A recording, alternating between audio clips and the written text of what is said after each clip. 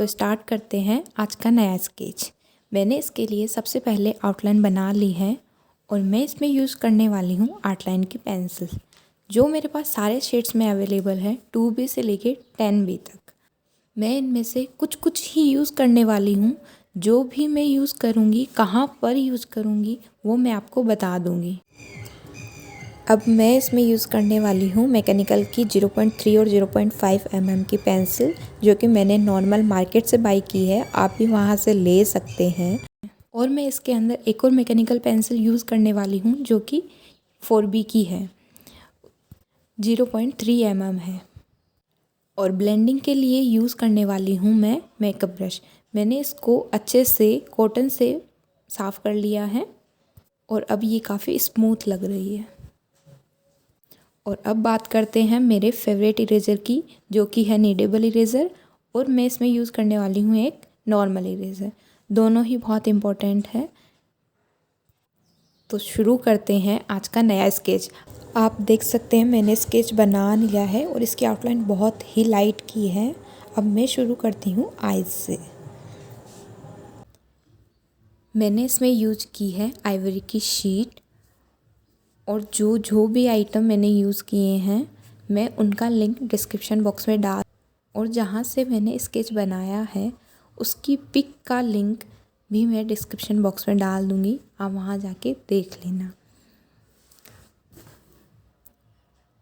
जब भी आप स्केच बनाएं तो इस चीज़ का ध्यान रखिए कि आपके पास कुछ होना चाहिए जिसको देख के आप बना रहे हो। अगर आप एक बिगिनर हो सके तो आप उसकी कॉपी निकलवा लीजिए मार्केट से जाके, वो सबसे बेस्ट रहेगा। अगर वो नहीं है तो आप किसी दूसरे फ़ोन का भी यूज़ कर सकते हैं। आपको पता है मुझे ड्राइंग की सबसे अच्छी चीज़ क्या लगती है, कि जो भी मिस्टेक हो आप इसको इरेज करके वापस सही कर सकते हैं। बस इस बात का ध्यान रखें कि आप जो कर रहे हैं वो ज़्यादा डार्क ना हो, चाहे वो स्ट्रोक कर रहे हो, चाहे शेडिंग कर रहे हो, कुछ भी कर रहे हो। अगर आपको नहीं आता है तो आप उसको हल्का हल्का कीजिए। ज़रूरी नहीं कि आप उसको बहुत ही फास्ट करें, जैसी आपकी स्पीड हो। और ध्यान रखिए जो आइज़ का जो पार्ट है, शाइनिंग पार्ट है, उसमें आप शेडिंग करें, अच्छे से करें, लेकिन बीच बीच में नीडेबल इरेज़र से इसको साफ़ करते रहें ताकि वो पॉइंट डार्क ना हो, वो शाइन करता रहे। और शेडिंग करते वक्त ध्यान रखिए कि आपको लेयर बाय लेयर शेडिंग करनी, पहले हल्की, फिर उससे डार्क, फिर उसके से डार्क, फिर उससे डार्क, ऐसे। अब मैं आपको लेयर बाय लेयर शेडिंग करने के लिए क्यों बोल रही हूँ, क्योंकि अगर आप मान लीजिए कि आपने कहीं गलती कर दी, कहीं पर ज़्यादा शेड कर दिया, तो अगर आप उसको इरेज़ करेंगे तो आपकी जो ब्लेंडिंग है वो अच्छे से नहीं हो पाएगी। जब आप उसको मेकअप ब्रश से उसको ब्लेंड करेंगे तो जो उसकी कंसिस्टेंसी है, जो उसकी वैल्यूज़ है, वो कहीं ज़्यादा आ जाएगी, कहीं कम आ जाएगी। तो इस बात का ध्यान रखिए कि आपको शेडिंग लेयर बाय लेयर करनी है। मैं आपको एक एक स्टेप करके बता रही हूँ। मैं कोशिश करूँगी कि आपको अच्छे से समझ में आए कि मैं कैसे शेडिंग करती हूँ, कैसे ब्लेंड करती हूँ, कैसे उस इरेजर से उसको इरेज करती हूँ। अगर फिर भी आपको कहीं डाउट रहता है कि मैं कैसे कर रही हूँ, तो आप मुझे कमेंट सेक्शन में पूछ सकते हैं। और मैं फिर रिपीट कर देती हूँ कि आप आइज़ का जो शाइनिंग पार्ट है वहाँ शेडिंग ना करें, हो सके उतनी कम वहाँ शेड करें। अगर ब्लेंडिंग करते समय वहाँ चला जाता है तो आप नीडेबल इरेज़र या कोई भी जहाँ से इरेज हो सके वहाँ से इरेज कर देना। सबसे मेन चीज़ होती है कि शेडिंग करना, कि आपको पता होना चाहिए कि कहाँ पर आपको शेडिंग ज़्यादा करनी है, कहाँ कम करनी है। आप एक चीज़ का ध्यान रखिए, आप अपने स्केच को जितना साफ़ रख सके उतना साफ़ रखिए, क्योंकि आपका स्केच जितना गंदा होगा आपकी जो शेडिंग है वो अच्छे से नहीं हो पाएगी, या फिर कहीं कहीं पे पैचेज रह जाएंगे। तो इस चीज़ का ध्यान रखिए। हो सके तो आप एक पेपर रख लीजिए उससे आगे, अपने हाथों से आगे, ताकि आपके हाथ स्केच से टच ना हो।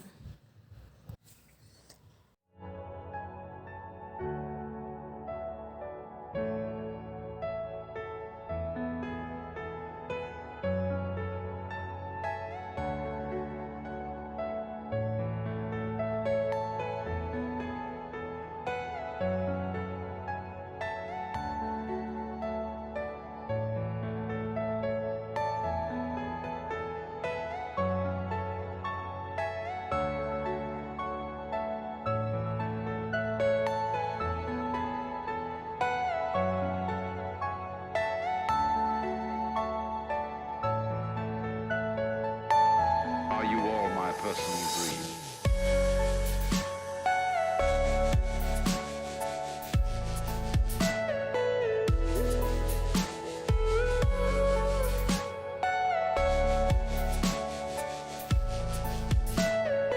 Everything you know is in your mind.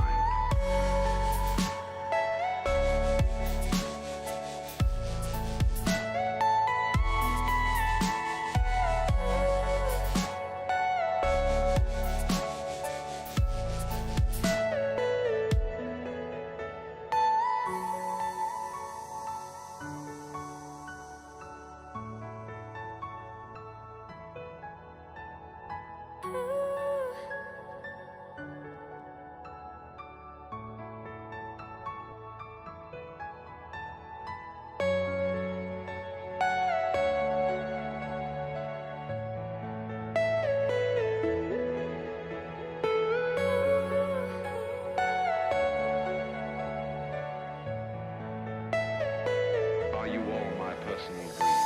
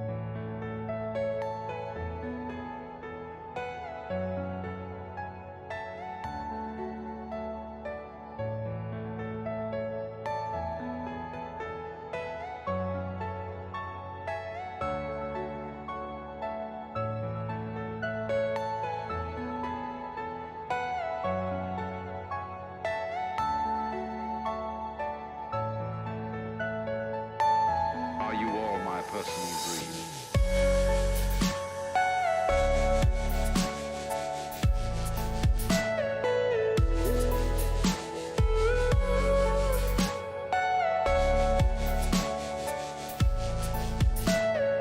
Everything you know is in your mind.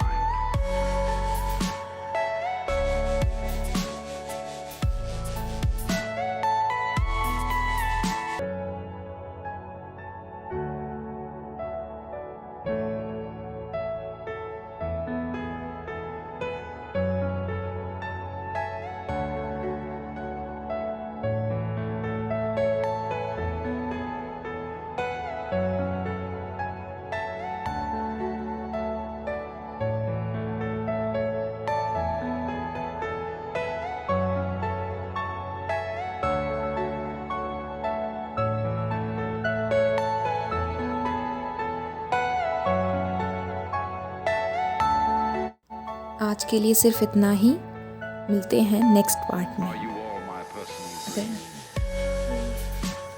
Bye friends.